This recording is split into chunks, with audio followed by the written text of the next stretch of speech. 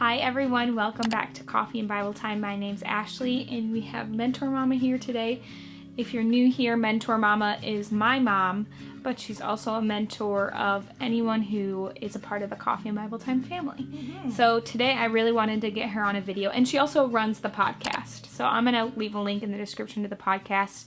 She has incredible guests all the time. So go check that out. I'll have it linked in the description. But today we're going to start our third video in a 4-part series on the Proverbs 31 woman.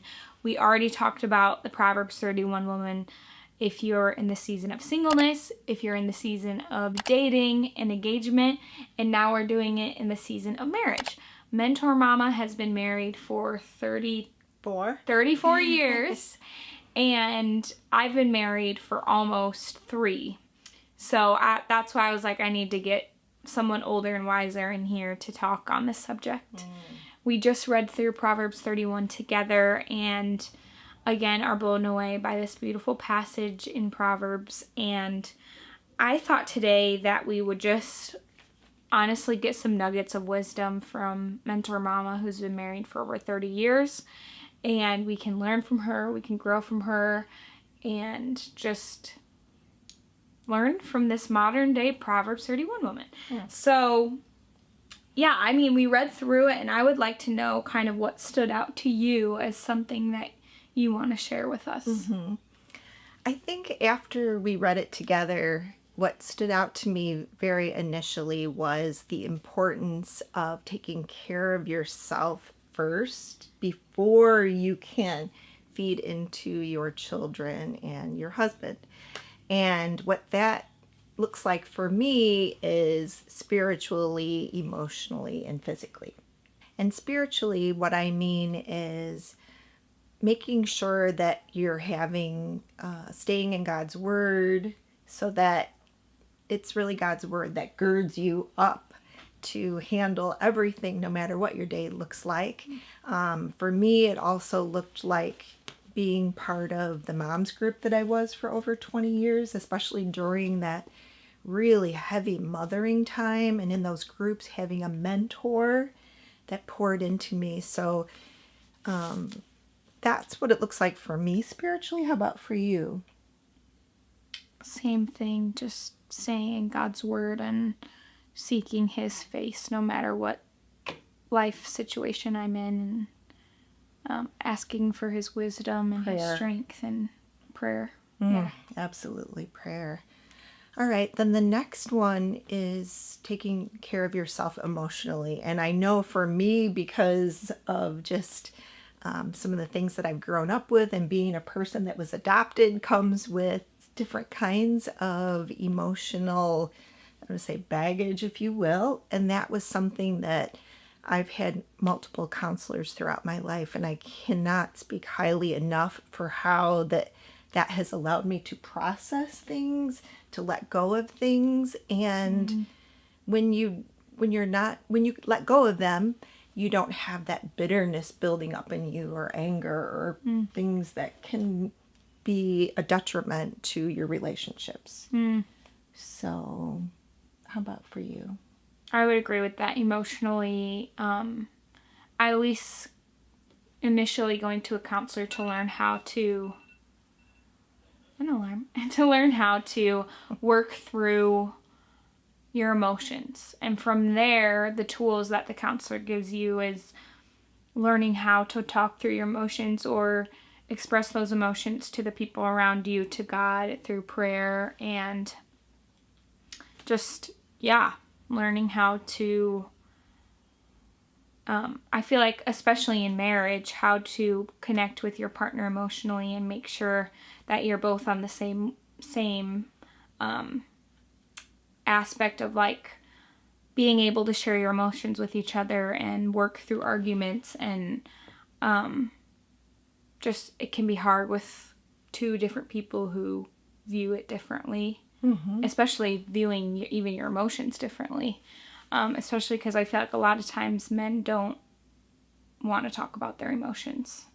So, I think I would agree with you about, having help and getting counselors to help you learn how to work through your emotions. And I'll just add to that you're never too old for that. Because I will tell you, I've had it when I was college age, and here I am now in my 50s and had it. And also, my husband and I have gone through couples counseling together.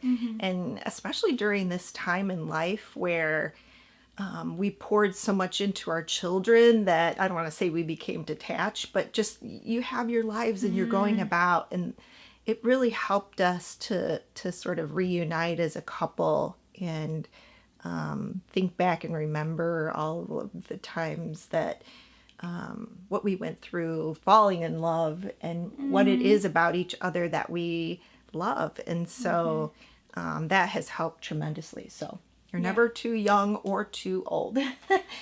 I remember the biggest advice that a couple gave us about when we were getting married was don't be afraid to get help and to get counseling. And I think that's really good advice. The last one is physically taking care of yourself physically. And for me, that looks like just eating, trying to eat healthy, but allowing yourself the freedom from someone that has had an eating disorder in the past. I think it's important not to be too restrictive, but to generally try to eat healthy, strengthening our bodies so that they can do the work that God's called us to do, and then exercise. And I'm thankful to have Ashley, because whenever I'm slipping out of the path that I should be, like I have been lately, she encourages me and sharpens me, and it's good to have people in your life like that that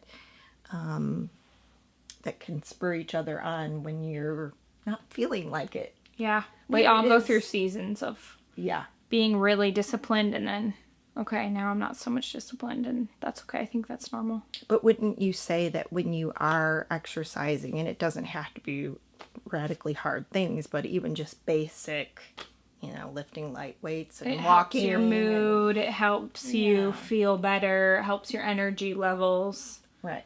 It helps your body. Right.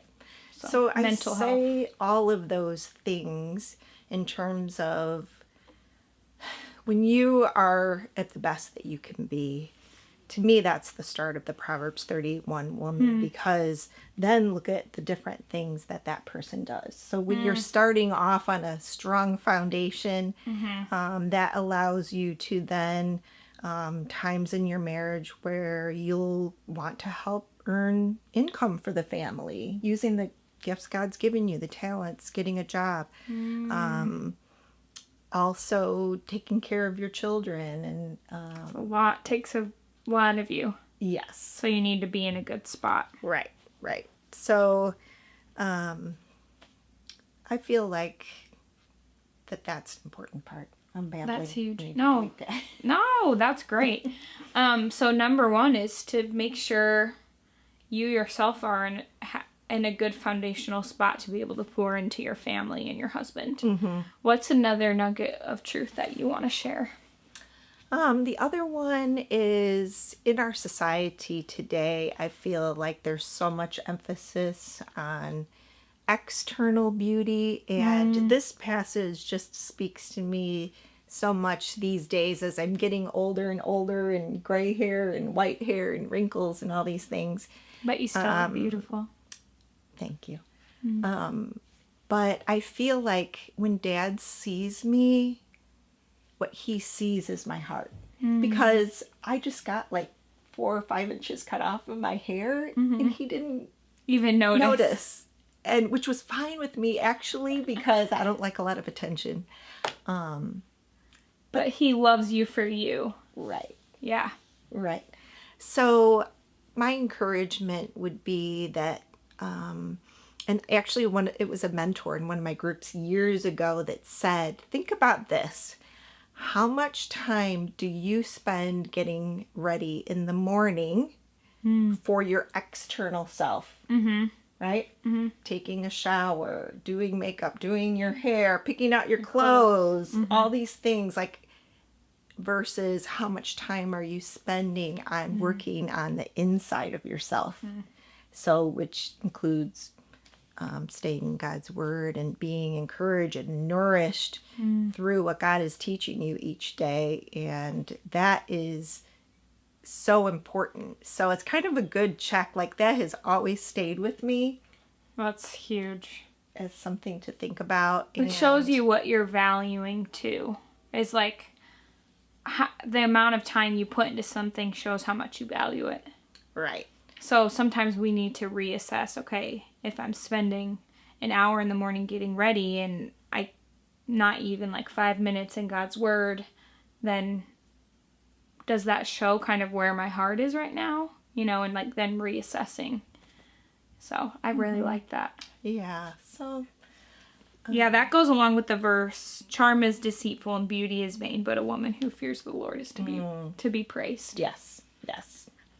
So that would be my second nugget. And my last nugget would be revolving around your relationship with your spouse. And you'll see that there were several times in Proverbs 31 that calls out the spouse and how the spouse is respected at the gate by the elders. And I think that us having respect for our husbands is incredibly important. We all know that from the Love and Respect books. They're out, but that respect is so important, and just how we communicate with our spouses. And it often talks in here in terms of kindness and having kindness come from your tongue.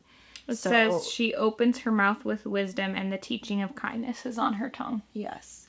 So that doesn't mean I don't sharpen my husband, but I try to do it in a way that's consistent with what the Bible teaches and with a gentle spirit.